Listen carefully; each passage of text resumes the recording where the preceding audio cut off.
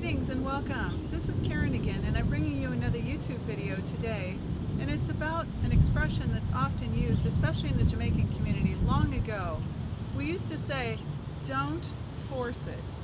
What does that mean? Well, it means that sometimes what we do is we try to get ourselves into looking a certain way, feeling a certain way, losing a disease that we've been told that we have, and we want to be able to force people to behave and do and look and speak, act, follow laws in the way that we want them to. But only a certain small segment actually makes those rules and laws. And then there's a little bit of a larger segment that develops the steering wheel. They start inventing products year after year that are caught inside of a cyclical loop. And that brings me to explaining that in fact you're caught in a loop yourself. So in fact, all of the experiences that you had from ages 0 to 3, when you did not have the filters to shut off everything that you saw through your eyes, when you were sitting in that stroller, in that playpen, being carried around by your mother, your father, your caregiver, auntie, grandma, grandpa, whatever, you were forming impressions about the world that became a very integral part of your #1 program. And it was deposited inside of your unconscious mind. Now, many psychologists like Alfred Adler, Sigmund Freud, Carl Jung, and many others actually speak to what happens in the unconscious mind and how it will affect you for the rest of your life. And you might have seen a movie, which I also happened to see at the suggestion of my son's partner, Ms. Peregrine's Peculiar Children. That's one of the only movies that I've seen that actually discusses and brings out the concept of the loop. If we live inside of a hologram where we really are inventing everything external of ourselves within this hologram by way of our mind, then absolutely everything that starts to happen to us goes with the flow, literally and physically.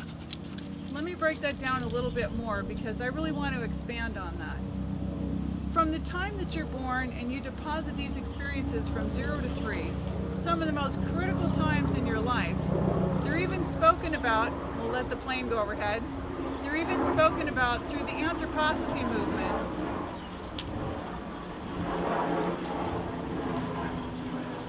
Helicopter, one moment. They're even spoken about through the anthroposophy movement and Rudolf Steiner. I worked at the Santa Cruz Waldorf School while my son was in kindergarten when he was around age 5 in Santa Cruz, California. I took a year off of working in the legal field where I was at the DA, the judge, and private law firms that were family law specialists. Now, if in fact these experiences are in your unconscious mind and you don't really have the tools to access them intentionally, it means that every time that something comes up on your path, in your visual path, your tactile path, and your audio path, you are re-stimulating events so that you keep bringing forward the same predictable loop. It could be going camping again. It could be the types of jobs that you have, the types of partners that you keep attracting to. And you'll hear this with women that have spent their lives working in shelters to help women that have suffered from domestic violence. They'll say, it's not your fault. You shouldn't be treated like that. But you see, you may have actually witnessed something with your physical eyes, or heard it, or been watching it when maybe mom or grandma was taking care of you as an infant and a toddler, and you were watching soap operas, what we call soap operas on TV, where we see all of the drama. So if you look at the perpetuation of the cycle and how we stay in the holographic loops that we keep recreating with our mind, you'll understand why disease is very cyclical. You'll understand why in the 1970s, when my grandmothers were teaching me to become the shaman that I am today, they showed me that very predictably the human race, especially in the country or the nation that we call America, which is really being steered through corporate media, they showed me that many people in the 1970s had stomach ulcers. There's a mind-body component for the gut or the stomach and for the ulcer. And there's an environmental component, which is what's going on with the food industry. The H. pylori bacterium that's inside about 90% of the chicken that most people eat, or any other form of poultry. I help people to extensively remove that from their gut. So now we have a mind-body cause, and we also have an environmental cause. In the 1980s, it was another disease. In the 1990s, it really became fibromyalgia. All the women had fibromyalgia. And in 2000, it became bipolar. And then it became schizophrenia. And now it has become brain tumors and thyroid disease. And I'm sure they've got so many names for what could possibly be happening with your thermostat that regulates everything on the branch of the tree between your central processing unit, the computer, with the very primary glands inside of it, your pituitary and your pineal, and your vehicle. So if you have a thyroid imbalance, it often has a lot to do with humiliation. You're feeling humiliated that you live in a world where you can barely get by, where people don't treat you with respect any longer. So how does all this tie into don't force it? When you go to the doctor's office and you've already been identified through a scan, a venous blood sample, which is really popular, they're going on millions of times a day, that we take blood out of the arm, we send it to the lab, we test the blood, and we apply it to an insurance industry standardized range. They mean something to me, but they don't mean a whole lot. And the reason is because it's going to be forced into a situation of being drugged. And drugs never heal anyone. All they do is allay your symptoms.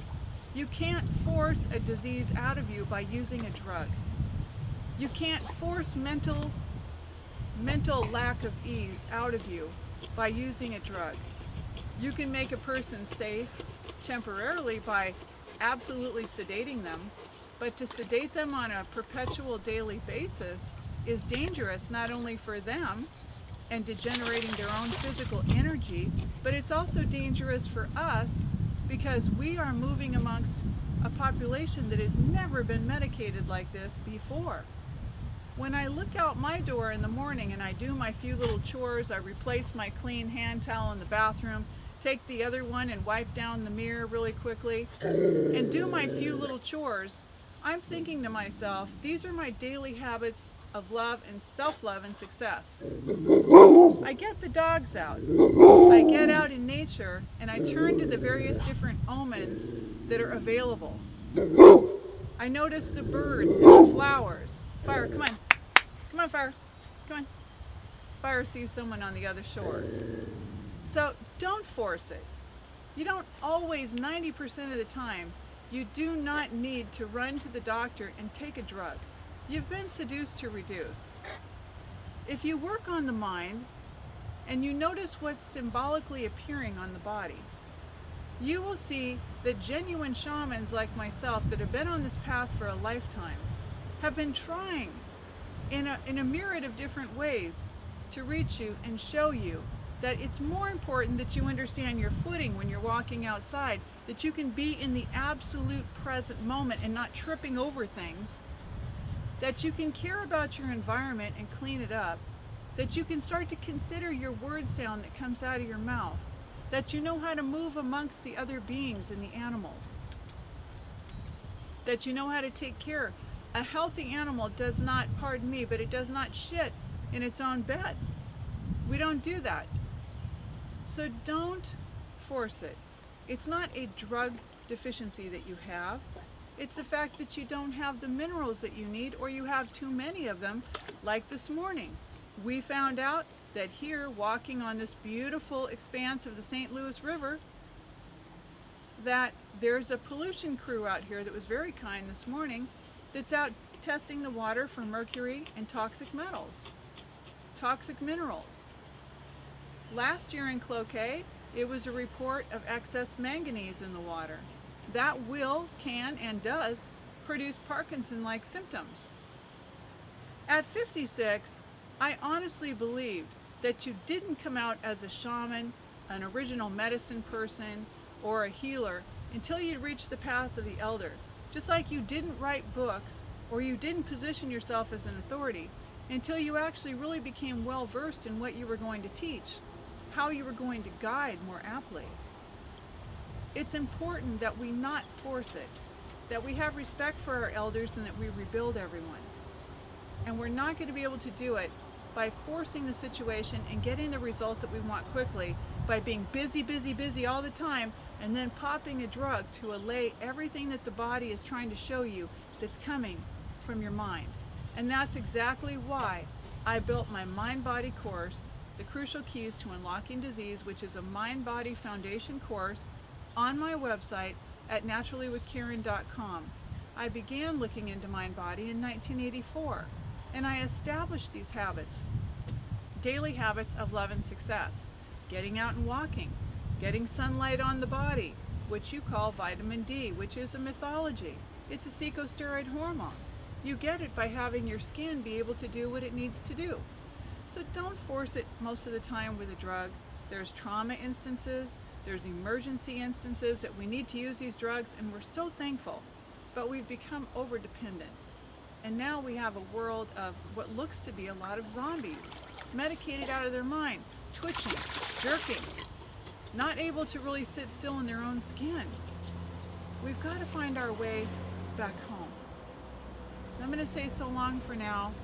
Please ask your friends, your family to subscribe to my channel. Check out my website.